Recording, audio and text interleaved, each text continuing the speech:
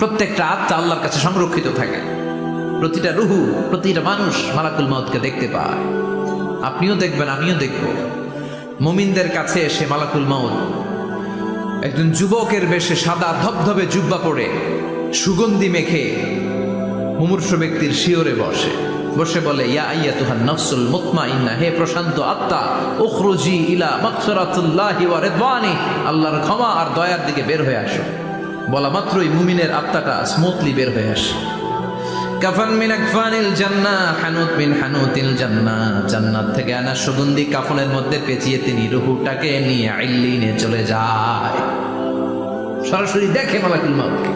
আর যারা ইসলাম বিরোধী, কোরআন বিরোধী, তাদের সামনে এসে মালাকুল মাউত ত্রাস সৃষ্টি করে। আগে ধমক, মালাকুল মাউত এসে কাফের, নাস্তিক, মুশরিকদের সামনে এসে এরকম একটা ত্রাস সৃষ্টি করে।